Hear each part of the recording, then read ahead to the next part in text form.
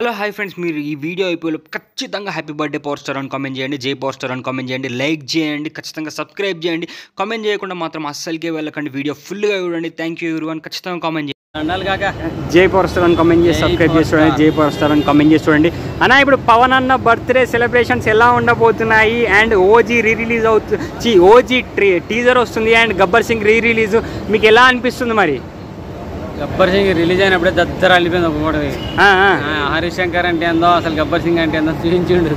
English cinema దబంగుని కూడా మర్చిపోయారు తెలుసా, హిందీ సినిమా దబంగుని కూడా మర్చిపోయారు. ఆ రేంజ్ పెర్ఫార్మెన్స్ కనపడదు అప్పుడే.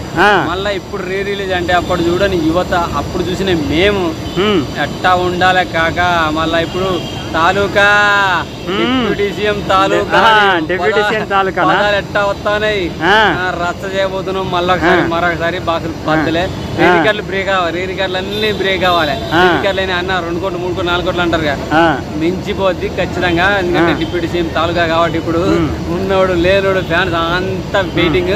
ఆంధ్ర, రాయలసీమ, తెలంగాణ కాదు, వరల్డ్ ప్రపంచం మొత్తం షేక్ అయిపోవాలి ఈసారి రిలీజ్.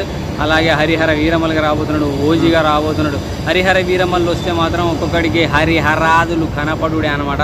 ఇంకా ఓజీ వస్తే వరల్డ్ మొత్తం అండర్ గ్రౌండ్ ఉంటది కదా, అండర్ గ్రౌండ్ మాఫియా మొత్తం షేక్ అయిపోతుంది. వరల్డ్ వైడ్ గా రిలీజ్ అవ్వాలి. తెలుగు, తమిళ, ఇంగ్లీష్, మలయాళ, చైనా, రష్యా, జపాన్ భాషలో కూడా రిలీజ్ అవ్వాలని కోరుకుంటున్నాను. ఎందుకంటే టోటల్ మాఫియా బ్యాకప్లో వస్తుంది కాబట్టి ఖచ్చితంగా రచ్చలేకపోతున్నాడు. ఓజీతో మాత్రం వరల్డ్ వైడ్ రికార్డులు షేక్ అవుతాయి ఖచ్చితంగా.